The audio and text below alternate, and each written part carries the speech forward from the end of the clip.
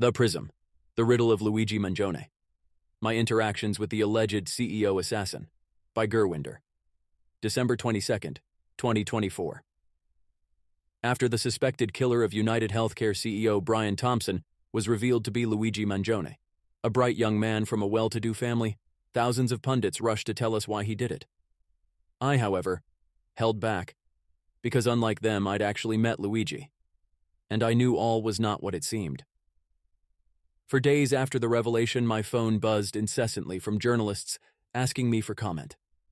I found it hard to say anything coherent because my mind was a storm, constantly replaying memories of my interactions with the suspect, trying to find meaning in even our most banal exchanges. In the days since, I've developed some detachment from the situation, and now feel clear-headed enough to offer my full opinion. So here it is. Luigi first reached out to me via email on April 6th. He said he was a longtime fan of my work and had just purchased a $200 founding membership to this blog, which entitled him to a 2-hour video call with me. A month later, on May 5th, we had our chat. He was warm and gregarious from the outset, praising my writing and telling me how excited he was to speak with me. He said he was on holiday in Japan, which prompted me to ask him about it.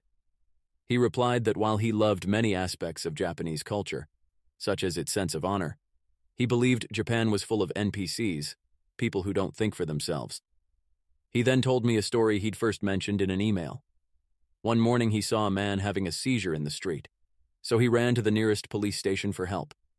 They followed him back to the man, but refused to cross any street if the stoplight was red, even if the road was empty, as the man was seizing on the ground.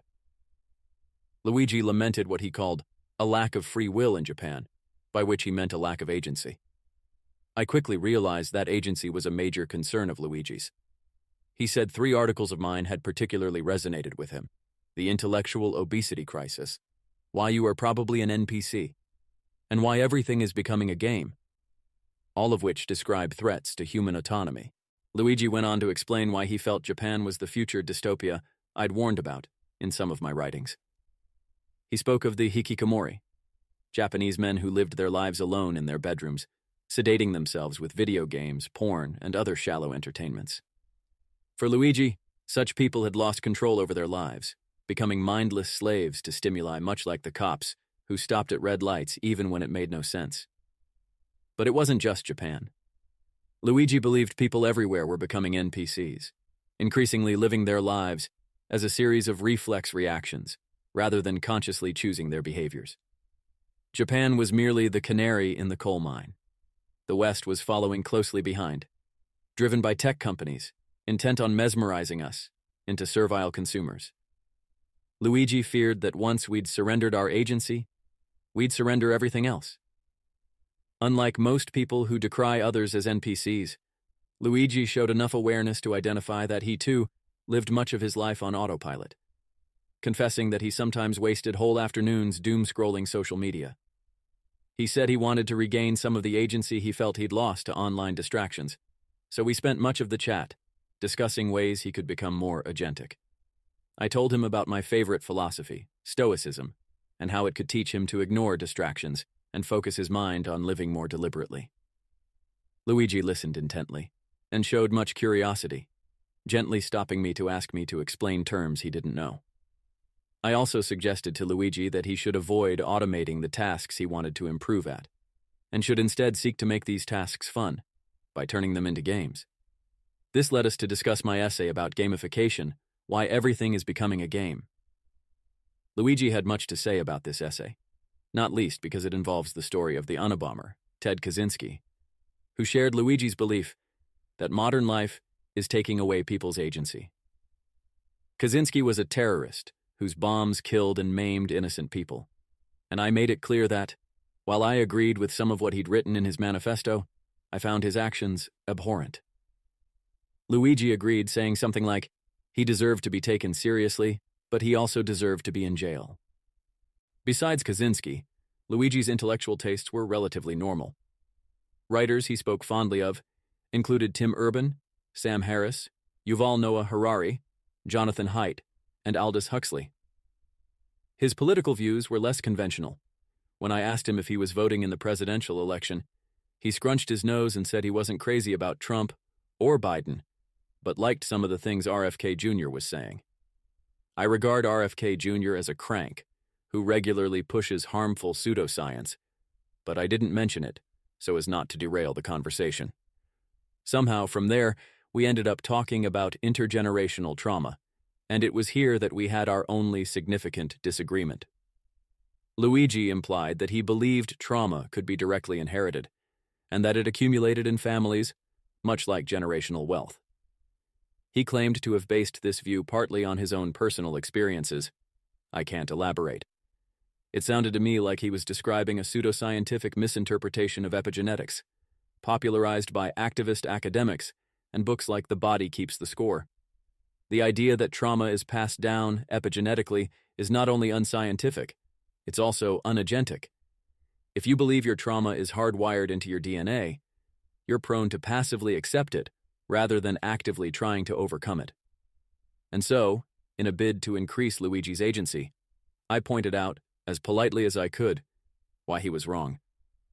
After we exchanged pleasantries and ended our chat, I sent Luigi an article debunking epigenetic trauma.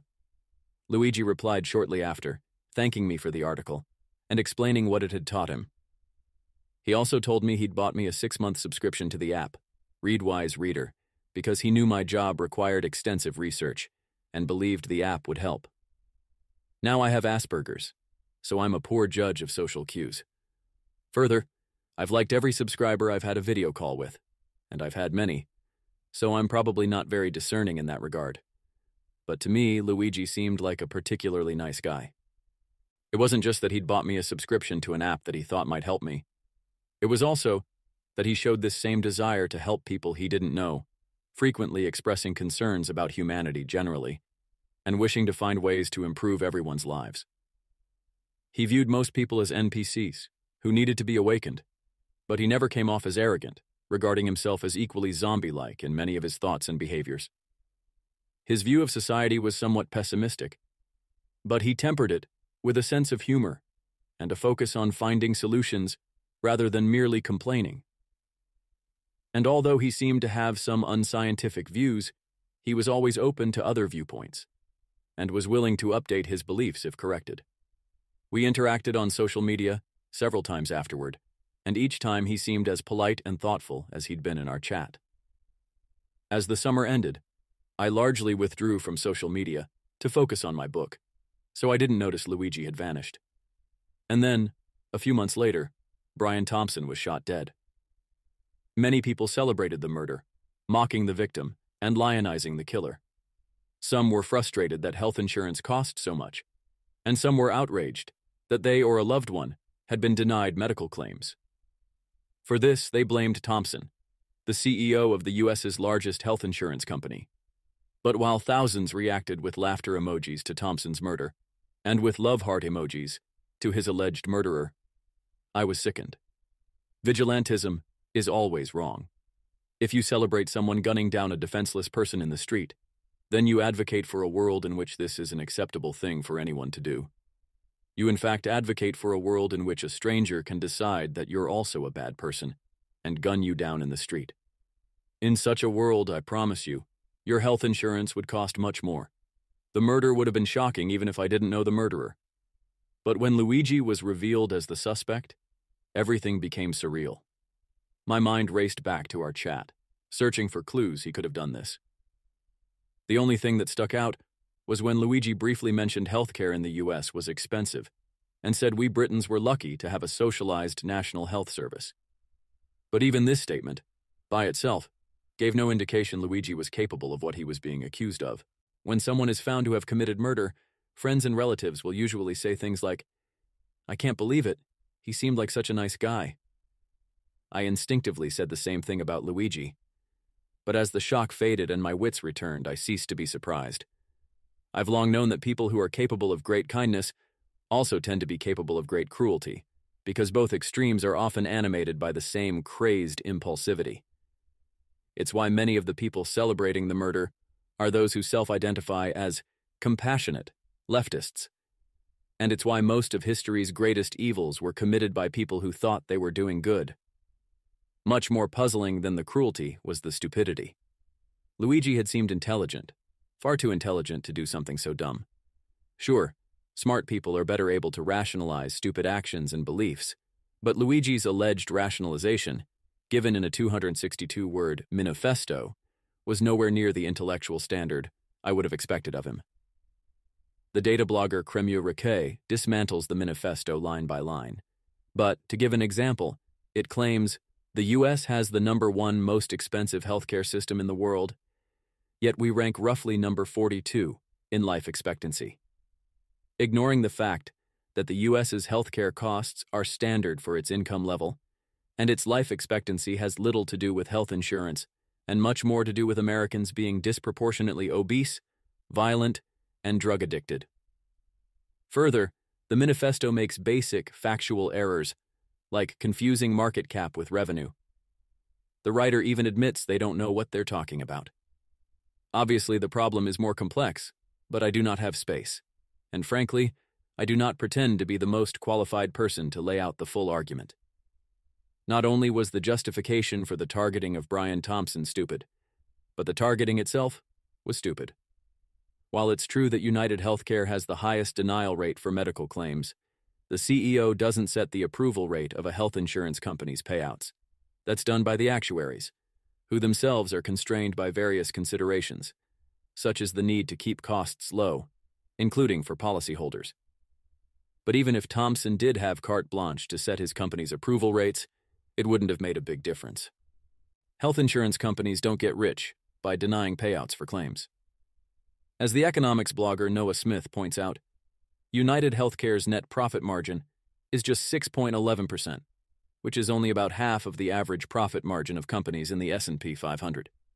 If United Health Group decided to donate every single dollar of its profit to buying Americans more healthcare, it would only be able to pay for about 9.3% more healthcare than it's already paying for.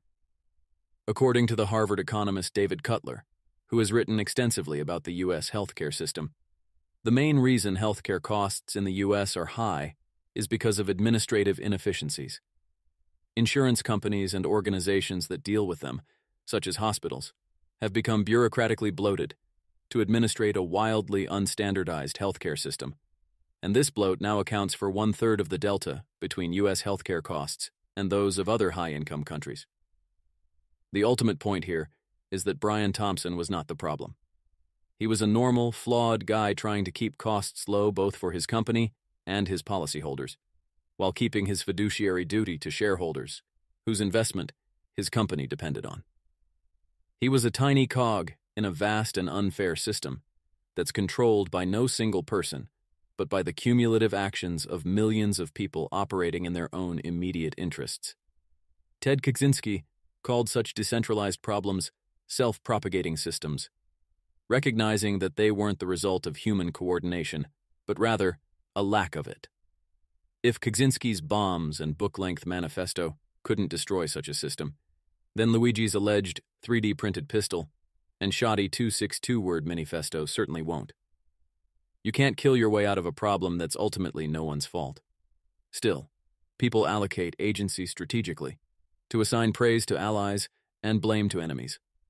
Luigi's supporters misattribute total agency to Thompson so they can scapegoat him for a societal problem he had little control over. Meanwhile, they deny all agency to Luigi, claiming he was pushed to do what he did by a corrupt system or simple back pain. But while they're wrong about Thompson, they may have a point about Luigi. If he was in extreme pain or in the grip of mental illness, it would explain why a man who was consistently thoughtful in his interactions with me committed a monumentally thoughtless act, rationalized by an equally thoughtless note. On the other hand, if Luigi was mentally or physically unwell, it's unlikely he'd have been able to forge documents, acquire a 3D printed ghost gun, plan, and carry out a meticulous assassination, and then evade authorities for almost a week, while traveling across states in one of the most surveilled regions on Earth. In my limited interactions with Luigi, I never got the impression he had spinal or mental issues. But I did get the sense he felt alienated. He often decried the lack of social connection in the modern world, and on a couple of occasions, he lamented that the people around him were on a different wavelength to him. On June 10th, I received my last communication from Luigi.